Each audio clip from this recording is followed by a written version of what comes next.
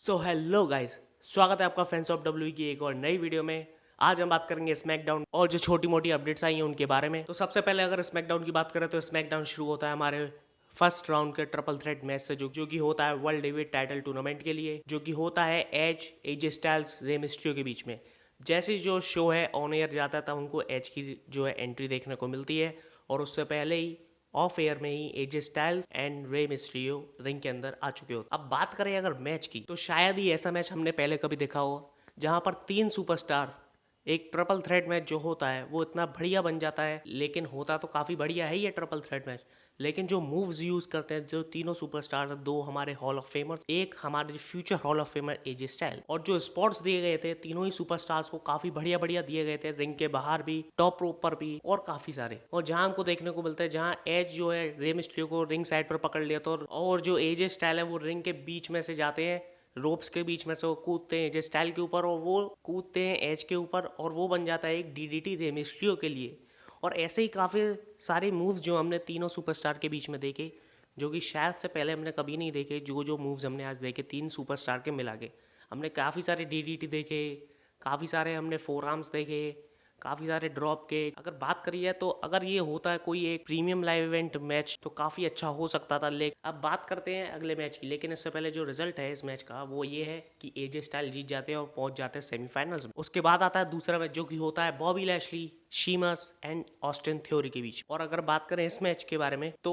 शुरुआत में Austin theory तो बिल्कुल नहीं लग रहे थे कि ये मैच जीत सकते हैं ऑस्टिन थ्योरी, लेकिन शीमस के बारे में काफी चांसेस लग रहे थे मैच को देखते वक्त। लेकिन जैसे जैसे मैच आगे बढ़ता है शीमस के लिए भी जो क्राउड है वो चीयर करने लगता है। जैसे वो जब पंचेस मारते हैं ऑस्टिन थ्योरी को तो काफी सारे जो है उनको भी चीयर्स मिल रहे थे, और उस पॉइंट पर लग भी रहा था कि अब तो शीमस ही जीतने वाले मैच को। लेकिन होता ये है लास्ट मोमेंट पर आ जाते हैं बॉबी लैशली, और बॉबी लेस्ली जो ऑस्टिन थ्योरी को पटक देते हैं, और उसके बाद वो हर्ट लॉक भी लगा देते हैं, लेकिन वो भी ब्रेक हो जाता है ऑस्टिन थ्योरी के जरिए, और लास्ट में जाके बॉबी लेस्ली जो है जीत जाते हैं इस मैच को, और वो भी पहुंच जाते हैं सेमीफाइनल्स। लेकिन अगर बात करिए बॉबी लेस्ली के बारे में या फिर कंपनी के जो रूल्स हैं उसके बारे में, एक खैर चलो ब्रॉक लेसनर के लिए तो अलग रूल्स होते ही हैं, उनके लिए ब्लड भी निकाला जा सकता है जैसा वो चाहते हैं, लेकिन इस मैच में भी हमको ब्लड देखने को मिलता है बॉबी लेस्ली के जरिए। उनके सिर पर जो चोट लग जाती है, और जो वो है टीवी पर से थोड़ी देर के लिए गायब हो जाते हैं। जब उनका जो सिर पे चोट लगती है तो खून जो है निकलता होता है, तब वो साफ़ करने के लिए जाते हैं।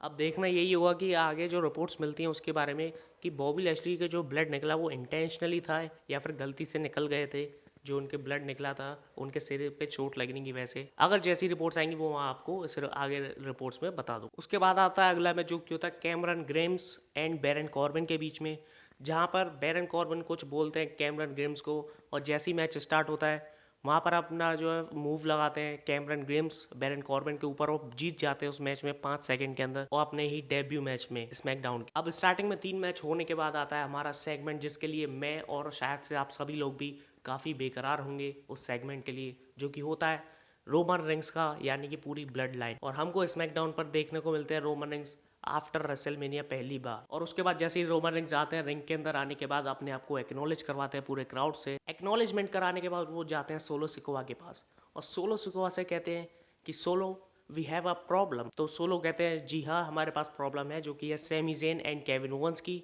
तो रोमन रिंग्स हंस के कहते हैं कि ये अभी भी प्रॉब्लम बने हुए हैं, चलो उसके बारे में बाद में बात करेंगे, लेकिन हमारे पास इससे भी बड़ी एक प्रॉब्लम है।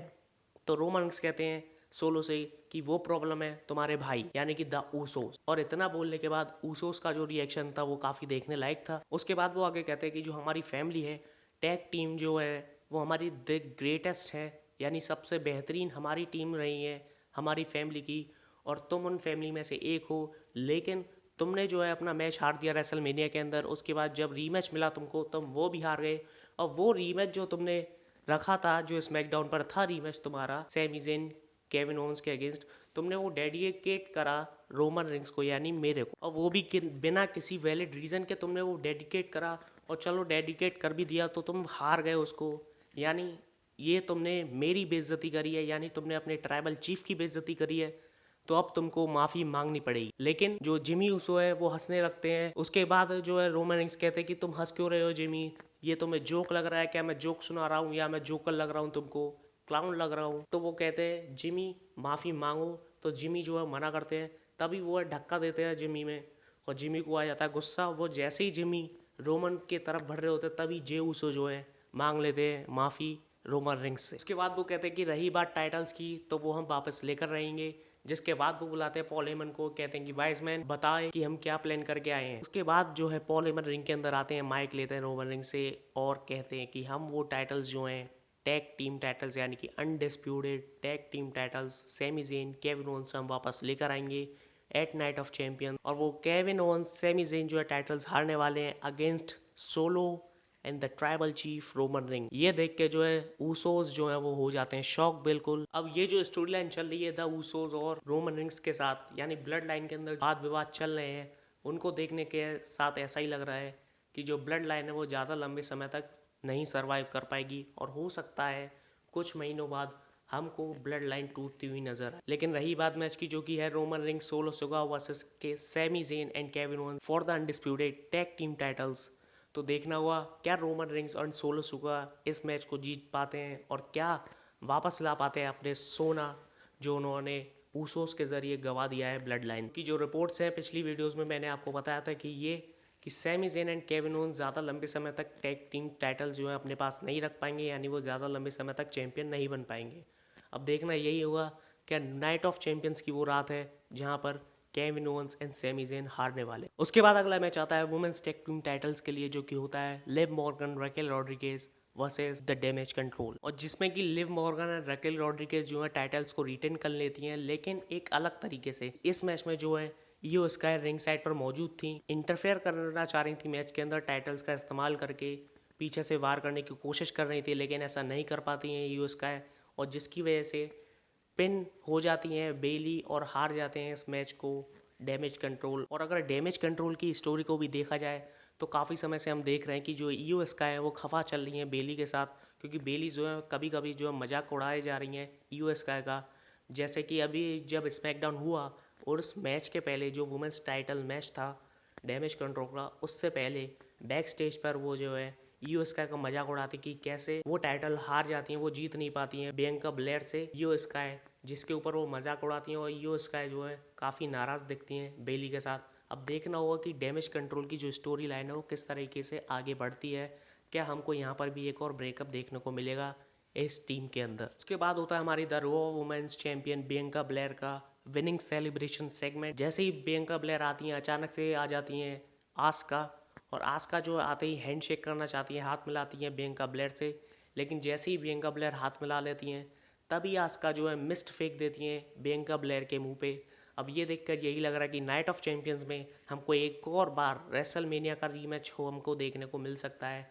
Bianca Belair versus Asuka for the Raw women's championship. अब देखना ये होगा कि WWE मैनेजमेंट किस तरीके से इस फ्यूड को आगे ले जाती है नाइट ऑफ चैंपियंस। उसके बाद अगला मैच आता है हमारा मेन इवेंट जो कि होता है semifinal second round for the world heavyweight title tournament का, जो कि होता है एजे स्टाइल वर्सेस बॉबी लैशली। और इस मैच की अगर बात करें तो इस मैच में जीत जाते हैं एजे स्टाइल्स, और बॉबी लैशली के जो है दोबारा से चोट लग जाती है इस मैच में भी, और दोबारा से जो है ब्लड निकलता है बॉबी लैशली का। अब वही जैसा मैंने बताया कि आगे रिपोर्ट्स में बता दूंगा आगे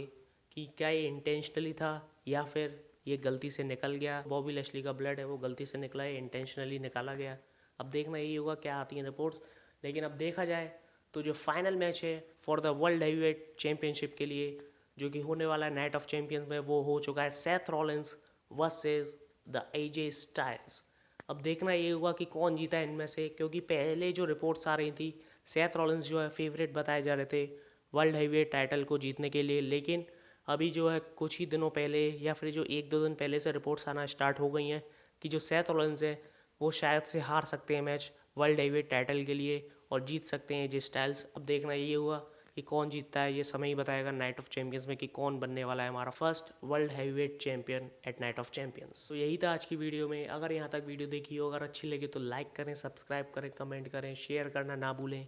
कमेंट कर ज़रूर जाएं, एंड सब्सक्राइब का बटन फ्री है गाइस, प्लीज़ प्लीज़ प्लीज़ दबा कर ज़रूर जाएं। मिलेंगे अगली वीडियो में, तब तक के लिए धन्यवाद, थैंक यू, जय हिंद।